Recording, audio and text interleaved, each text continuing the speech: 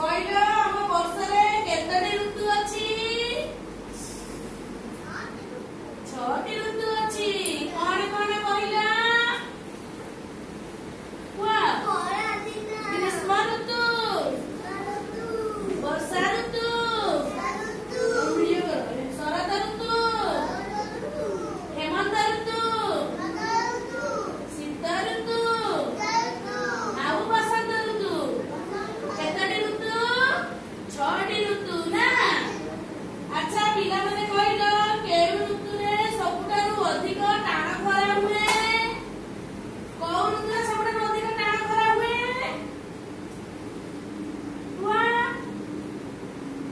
ଟାଣ ଖରା କୋଉ ଋତୁରେ ହୁଏ? କୁହ, ଏଇଟା ବା କହିଲି। ହଁ, ଗ୍ରୀଷ୍ମ ଋତୁ। ଗ୍ରୀଷ୍ମ ଋତୁରେ ଅଧିକ ଟାଣ ଖରା ହୁଏ। ଲୋକମାନେ ଛତା ଧରିକି ଯିବା ଆସିବା କରନ୍ତି। ଆଉ କଣ ଆଇସ୍କ୍ରିମ ଖାଆନ୍ତି ନା, ଥଣ୍ଡା ପବନ ଖୋଜନ୍ତି। ଆଚ୍ଛା କହିଲ ଦେଖିଆ କେଉଁ ଋତୁରେ ଆମେ ରାତିରେ ରେଜେଇ କମ୍ବଳ ଚଦର ଘୋଡେଇ ହେଇକି ଶୋଉ? କୋଉ ଋତୁରେ ଆମେ ଘୋଡେଇ ହେଇକି ଶୋଉ? ଏପଟେ ଅନାଅ ମତେ।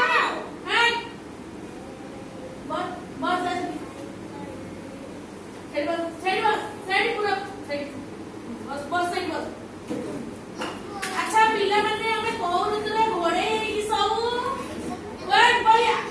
ବଳିଆ କୋଉ ଋତୁରେ ଆମେ ଘୋଡେଇ ହେଇକି ଶୋଉ? ଶୀତ କରେ ବହୁତ ଶୀତ କରେ। କୋଉ ଋତୁରେ? ହାଜରାମି କଥାବାର୍ତ୍ତା। କୋଉ ଋତୁରେ ଆମେ ଘୋଡେଇ ହେଇକି ଶୋଉ? ହଁ, କୋଉ ଋତୁରେ ବହୁତ ଜୋର ଶୀତ ହୁଏ? କୋଉ ଋତୁ?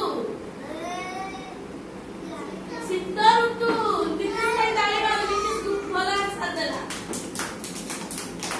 ହଁ, ଶୀତ ଋତୁରେ ଆମେ ଘୋଡେଇ ହେଇକି ଶୋଉ। କେଉଁ ଋତୁରେ ଆମ୍ବ ଗଛରେ ବଉଳ ହୁଏ? କୋଉ ଋତୁରେ ଆମ୍ବ ଗଛରେ ବଉଳ ହୁଏ? କୋଉ ଋତୁରେ ଆମ୍ବ ଗଛରେ ବଉଳ ହୁଏ? ଲାଷ୍ଟ ପୁରା ବସନ୍ତ ଋତୁରେ। କୋଉ ଋତୁରେ? ବସନ୍ତ ଋତୁରେ ଆମ୍ବ ଗଛରେ ବଉଳ ହୁଏ। ଦିବ୍ୟ ଏପଟେ ଅନାଅ। କେଉଁ ଋତୁରେ ସବୁଠୁ ବଡ ପର୍ବଟି କଣ? ଶରତ ଋତୁରେ ସବୁଠାରୁ ବଡ ପର୍ବଟି କଣ? ଯୋଉ ଶରତ ଋତୁ, ଏଠି ଦେଖ କାଶତନୀ ଫୁଲ ଫୁଟିଛି। ଏଇ ଯୋଉ ଶରତ ଋତୁରେ ସବୁଠାରୁ ବଡ ପର୍ବ କଣ? ଦୁର୍ଗା ପୂଜା ବା ଦଶହରା। ଜାଣିଛ? ଦଶହରା ଜାଣିଛ? ଦଶହରାରେ କାହାକୁ ପୂଜା କରାଯାଏ? ମା ଦୁର୍ଗାକୁ। ତାହେଲେ ଦୁର୍ଗା ପୂଜା କୋଉ ଋତୁରେ ହୁଏ? ଶରତ ଋତୁରେ। କୋଉ ଋତୁରେ? ଶରତ ଋତୁରେ ହୁଏ। ଆଚ୍ଛା କୁଆପଥର, ମୋ କଥା ଶୁଣ ସମସ୍ତେ। କୁଆପଥର କେଉଁଠୁ ଆସେ? ତାହା ହାତକୁ କେମିତି ଲାଗେ? କୁଆପଥର କୋଉଠୁ ଆସେ? ଆକାଶରୁ। ତା ହାତକୁ କେମିତି ଲାଗେ? କୁଆପଥର ଯୋଉ ଆକାଶରୁ ପଡେ, ଆମେ ଯୋଉ ଧରନ୍ତି, ହାତକୁ କେମିତି ଲାଗେ? କେମିତି ଲାଗେ? ଟାଣ ଲାଗେ। କିନ୍ତୁ କିଛି ସମୟ ପରେ ସିଏ ପାଣି ହେଇଯାଏ ନା। ଆଚ୍ଛା ସେଇ କୁଆପଥର କୋଉ ଋତୁରେ ପଡେ? କୋଉ ଋତୁରେ ପଡେ କୁଆପଥର ଆକାଶରୁ? ବର୍ଷା ହେଲେ ପଡେ। ହେଲେ ସେଟା କୋଉ ଋତୁ? ବର୍ଷା ଋତୁ। ହଁ, ହଉ ଆଉ ଆମେ ଶୁଣି ସାରିବା, ତାପରେ ଆମେ କଥା ହେବା। ଆମେ ଟିକେ ଏଠି ଶୁଣ ସମସ୍ତେ। ପୁରା ସାଇକେଲ ଦେ ମତେ ସାଇକେଲ ଆଣିକି ଯା ବସ। ବସ। ଏଠି ଋତୁ କଥା ଦେଖ। ମାନେ କଣ? ବର୍ଷା ଋତୁରେ କୁଆପଥର ପଡେ ନା। ଆଚ୍ଛା ଝଡ଼ ତୋଫାନ ହେଲେ ଆମର କି କ୍ଷତି ହୁଏ? ଯଦି ବହୁତ ଜୋରେ ବର୍ଷା ପବନ ହବ, ଆମର କଣ କ୍ଷତି ହବ? ଗଛ ସବୁ ଉପୁଡିଯିବ। ଚାଳ ଛପର ସବୁ ପବନରେ ଉଡେଇ ନବ ନା। ଘର ଦ୍ୱାର ସବୁ ଭାଙ୍ଗି ନବ।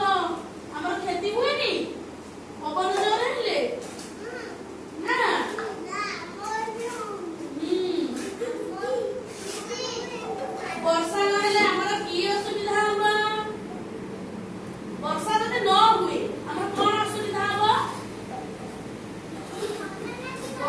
ବର୍ଷା ନହେଲେ ଆମକୁ ଥଣ୍ଡା ଲାଗିବନି, ନଈ ନାଳ ପୋଖରୀ ସବୁ ଶୁଖିଯିବ, ଆମେ ପାଣି ପାଇବାନି ନା।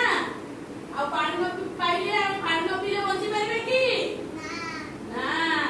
ସେଥିପାଇଁ ବର୍ଷା ଆମକୁ ବର୍ଷା ନିହାତି ହେବା ଦରକାର। ଚାଷ କାମ ହେଇପାରିବନି, ହଁ ଚାଷ କାମ ହେଇପାରିବନି, ଆମେ ଫସଲ ନ କଲେ ଆମେ ଖାଇବା କଣ। ସେଥିପାଇଁ ବର୍ଷା ନିହାତି ଆବଶ୍ୟକ ନା। ଜାଣିପାରିଲ କୋଉ ଋତୁ ଆମର କଣ ଉପକାର କରେ, ଜାଣିପାରିଲ।